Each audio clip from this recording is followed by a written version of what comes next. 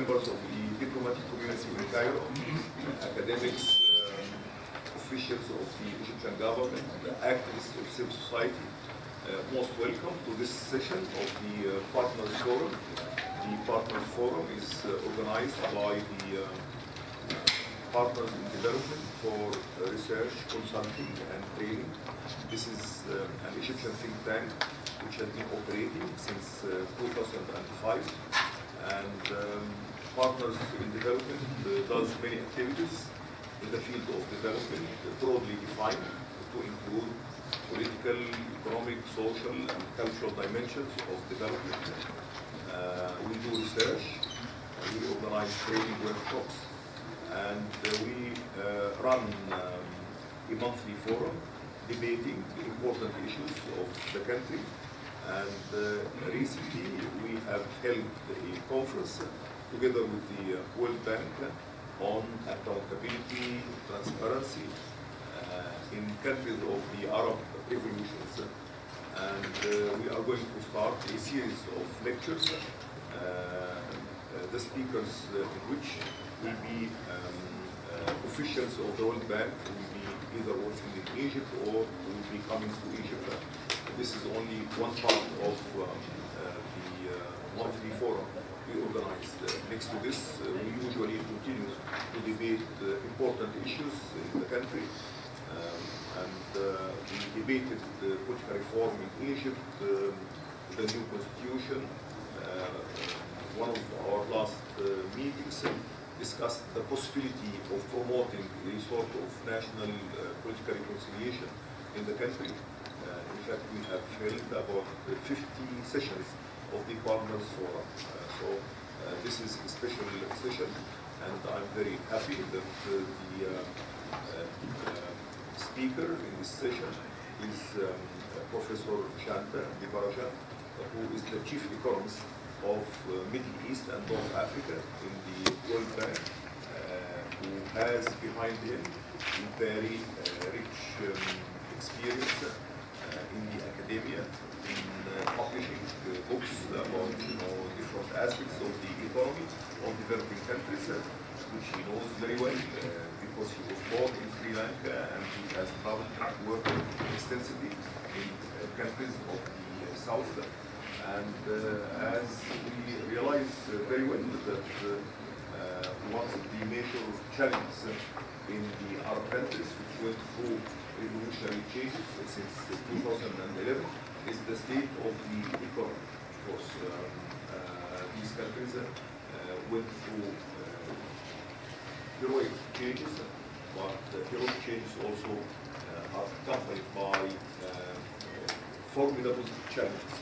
So the state of the economy is one of these challenges, of course, to the state of security, and all this is related or is dependent on resolution of the political tensions which resulted from the revolutions. We are worried about the state of the economy, but we maintain the hope that once the security and political problems are resolved, then the economy will know a sort of take-off again. And I think one of the best people to talk about the economy of Egypt and North Africa countries, the countries which went through the revolution, is definitely Professor Shanta. So we welcome him.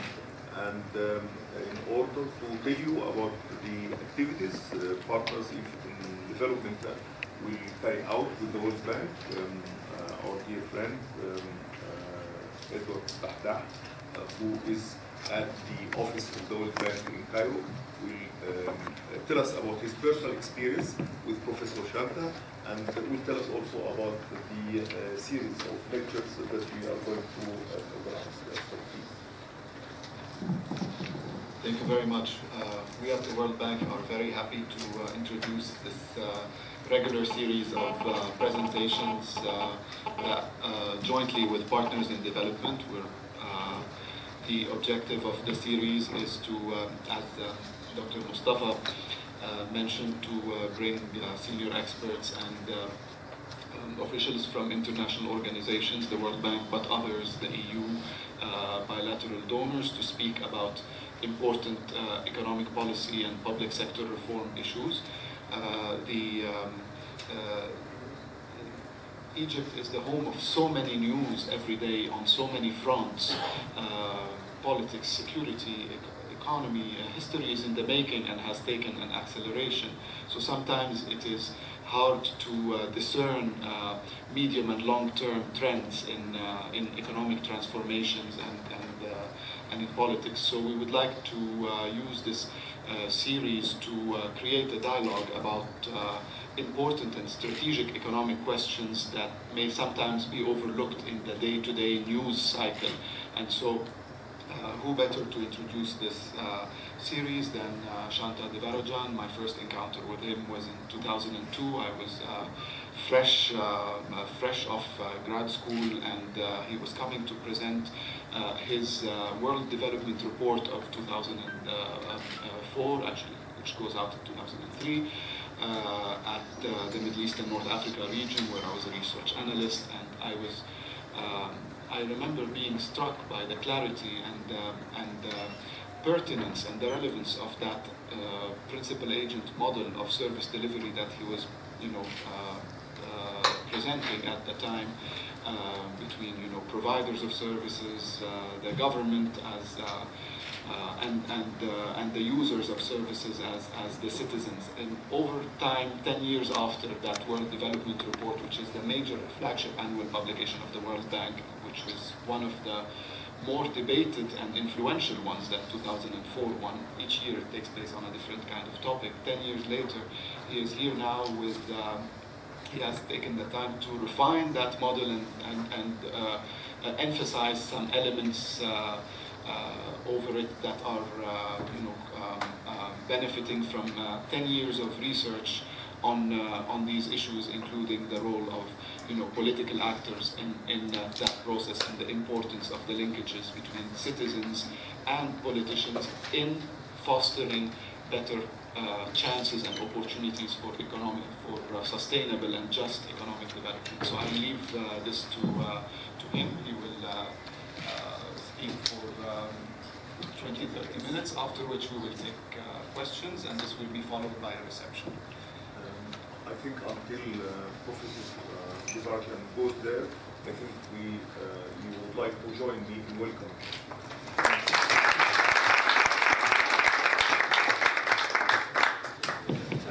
Stand over.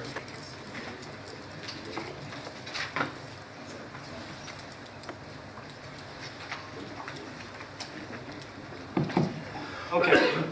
Well, thank you very much for that warm welcome. It's really a delight to be here. I should add that it's a real delight to have Yasser Sharif, one of my former students, in the room as well.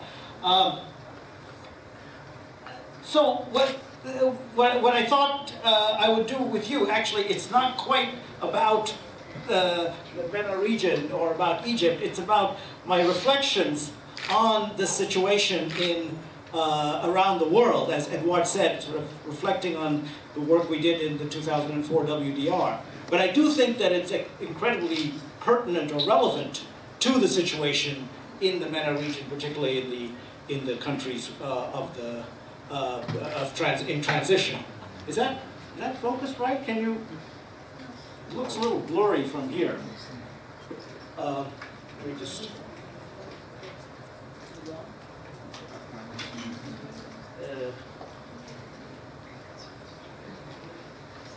There. How's that? Yeah? Okay. So just as a starting point, if you just look at, there's a lot of talk about the relationship between growth and poverty reduction around the world, and some of the discussion around the Arab Spring was around why they had all this growth, but was there very little poverty reduction. So I just took a sample of countries in MENA, in South Asia, and in Africa, because those are the regions that I've worked in. And you see that there's quite a range. There is a relationship between growth and poverty reduction. Per capita growth does lead to poverty reduction, or is accompanied by poverty reduction. But the quantitative relationship is actually quite varied across countries. And it's very interesting, and I didn't know this till I actually looked at the sample of countries, that the two countries that did the most poverty reduction for their growth, Egypt and Tunisia, were the two that had a revolution.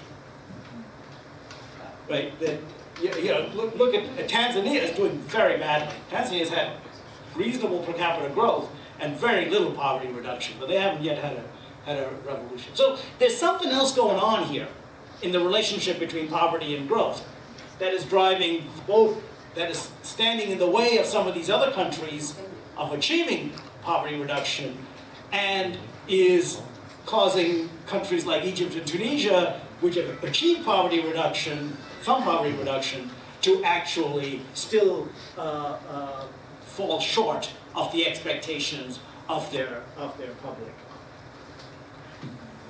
So, yeah, I'll give you a sign when I want you to change, right? Yeah. So, what are those other things that are going on? And I want to talk about 5 different issues, each of which are part of the translation of growth into poverty reduction, but are particularly problematic. And the first one, and it's no surprise, is employment. We talk about jobless growth or growth that hasn't led to employment, and particularly one of the pleas in the Arab Spring in Tahrir Square was for jobs. Now, if you look at it, you look at it just across Africa. Now, Africa is sort of a microcosm of the whole world, because you have low-income Africa, you have middle-income Africa, and upper middle-income Africa. In low-income Africa, actually, like other low-income countries, I might add, there's very little unemployment. For a very simple reason: they can't afford to be unemployed. So most people, and in low-income Africa, it's about 80% of the population, that green and the red, are working in the informal sector because they have no choice. They're working full-time at very low productivity, very low earnings. And so the employment challenge in low-income Africa is really a challenge of productivity of work, both in agriculture and in household enterprises. And it's interesting because you still get a lot of discussion about unemployment in Africa, and I keep trying to tell them that's not the problem. The problem is actually the opposite, that these people are working, it's just that their productivity is very, very low. But middle income or upper middle income Africa, this is basically South Africa. I mean, it's South Africa and a bunch of very tiny countries. Upper middle income Africa actually looks a lot like some MENA countries. Unemployment rates of about 20%, that's the white part. And also very, very little manufacturing employment. In fact, if you go just you look at the other two, look at the lower middle income Africa, that's a little closer to India, this one over here, where unemployment is still not that high, but what's really surprising is how little of the labor force is employed in manufacturing. I mean, there's a lot of talk about how, India shining or India booming and all of this other stuff, but it's not happening in the manufacturing sector.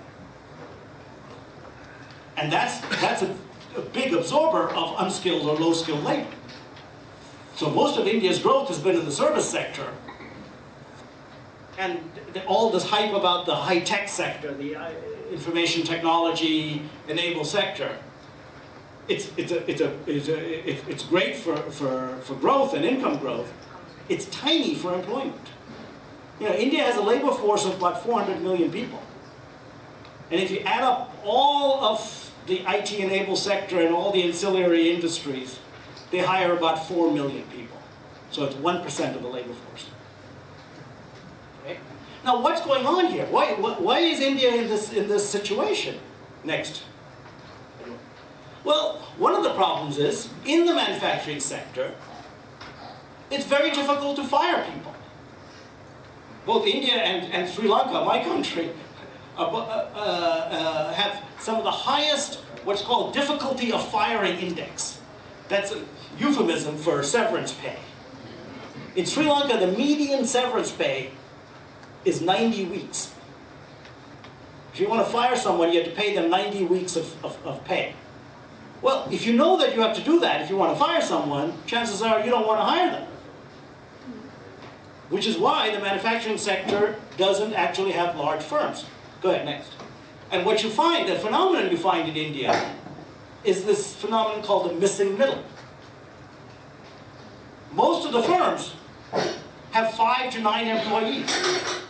Why is that? Well, the regulations kick in at 10 employees. Surprise, right?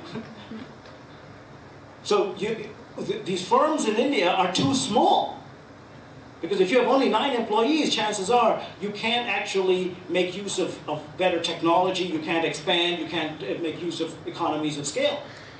They stay at 9 because they don't want to go to 10, because then they have to start paying severance pay if they want to get rid of someone. And by contrast, a country like Malaysia, which doesn't have as restrictive a set of regulations, is actually has a much more even distribution of firms and is having a booming manufacturing sector, and a high one that employs a lot of people. Now, people say, well, yeah, you know, they have these restrictions, they have these regulations, but they're not binding. You know, nobody enforces them. This is, I think, some of the discussion around the minimum wage in this country is around that too. Will the minimum wage be binding for the private sector? Well, in India, they have something like 45 laws about labor regulations, about 170 state statutes, some of which go back to 1923. So first of all, there's a very complex set of regulations. But even then, that doesn't answer the question whether they're binding.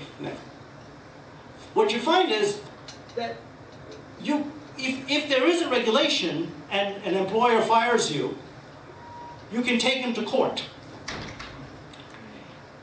And some of those court cases can go on for over 10 years. There are 533,000 cases that are pending in the courts right now, 28,000 of which have been in the courts for 10 years.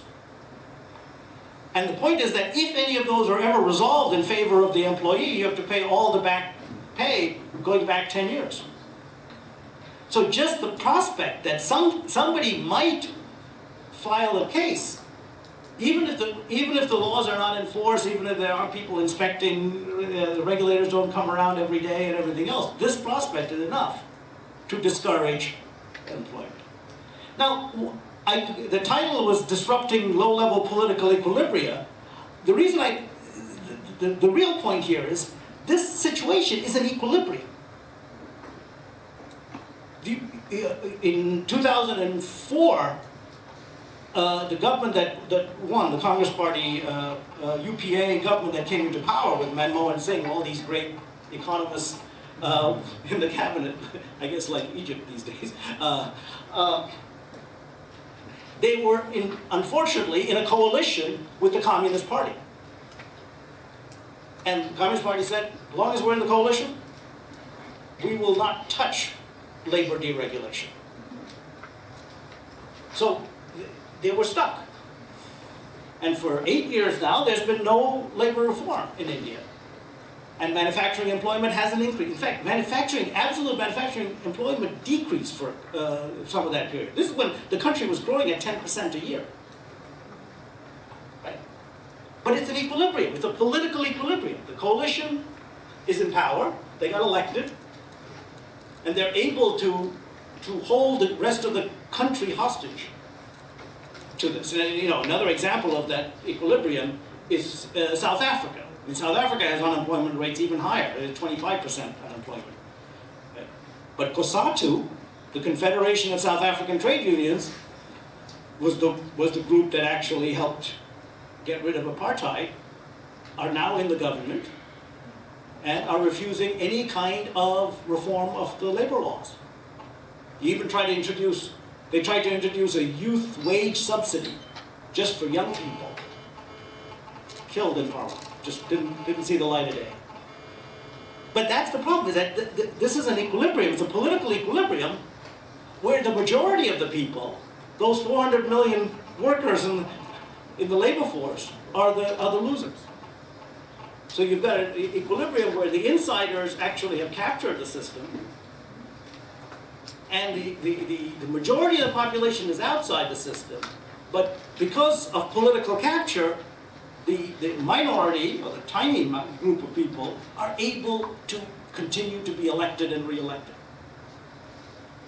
And that's in the sense in which it's an equilibrium. Okay, so let me now move to the second problem that you hear all over the place, which is infrastructure. Oh, let's skip this. I can come back to this if you're interested. Edward, Alice.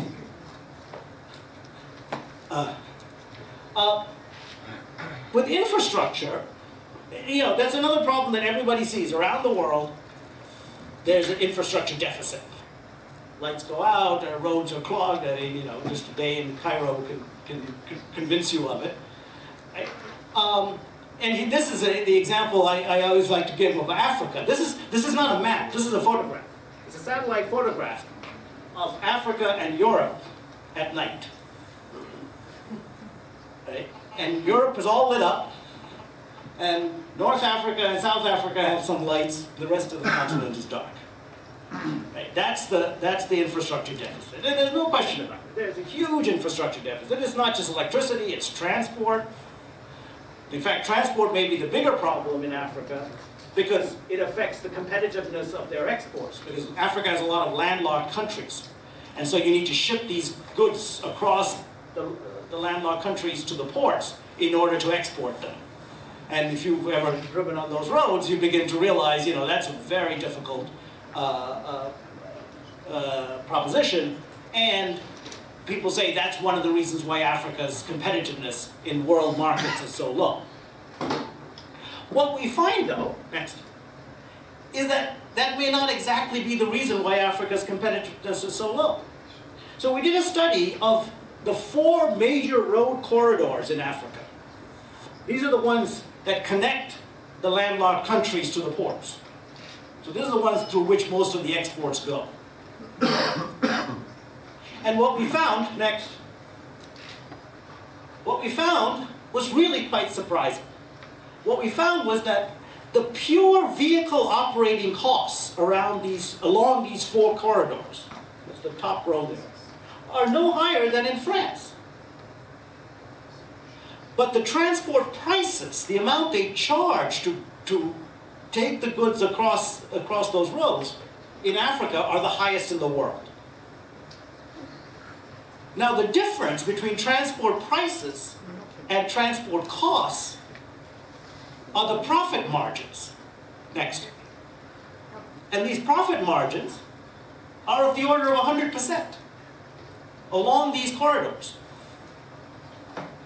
This is the profit margins to the trucking companies, to the truckers. And you say, well, how can you sustain profit margins of 100%?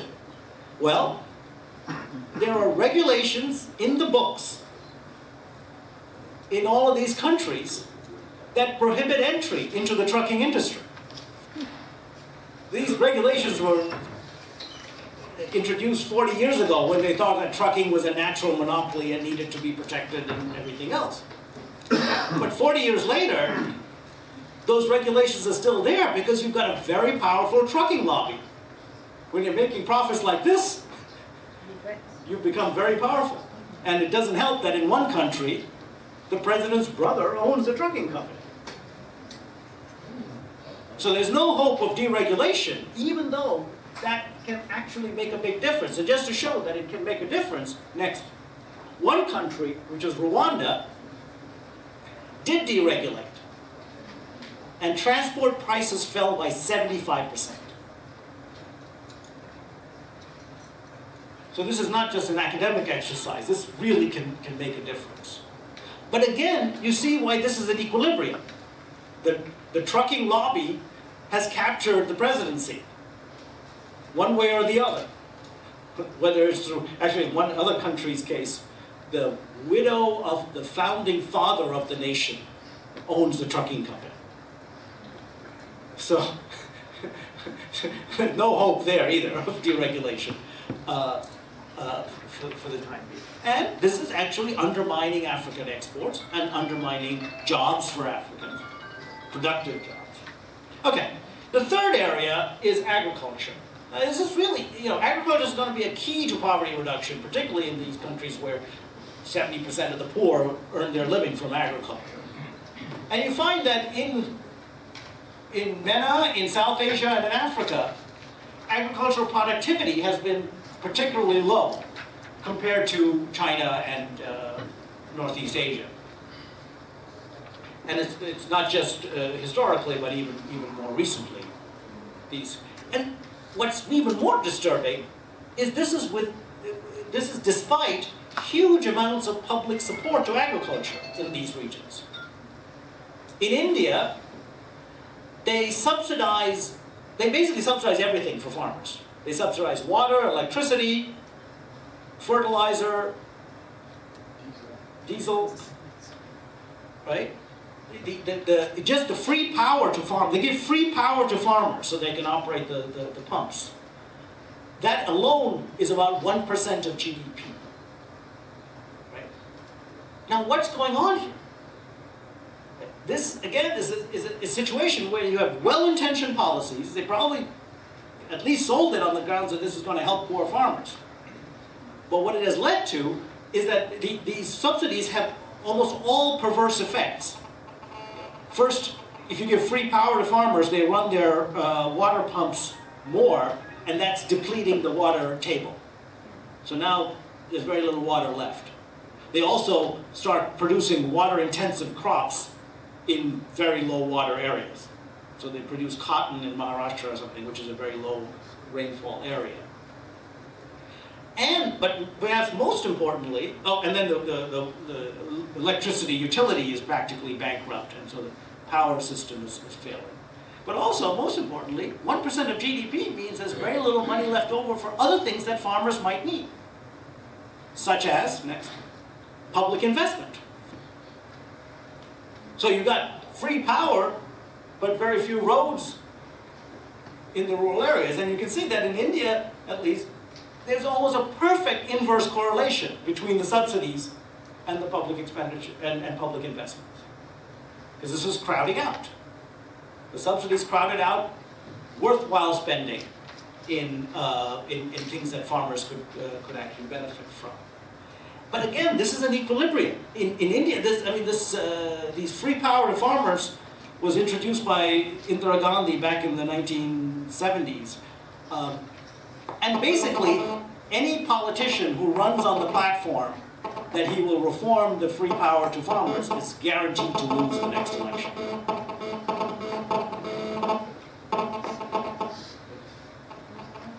Are those mics turned off? Anyway. So you see that here's again a policy that is backfiring, but it's very difficult to remove when you've got this political equilibrium where there's a coalition of a few farmers who might benefit from it. By the way, these aren't poor farmers who are getting the free power anyway. The few farmers who have captured the political system, and the political system responds in that way. Okay, let me turn now to education. And this, I think, is again getting to some of the issues in this country as well. Around the world, we are observing that primary school enrollment rates are almost 100%. They're in the 98%, in this country as well. Okay? The problem is, there's considerable evidence that children aren't learning. And it's really quite frightening. And as I said, we heard some stories yesterday about 12-year-old children who couldn't read at the six-year-old level and couldn't write their own name and things like that here in Egypt. But I was just going to tell you that there's the same phenomenon in India. And again, this is a period, think of this is a period in which India was growing at 8-9%. And learning outcomes in public schools was actually declining. Right? The percentage of children in grade 5 who could read at grade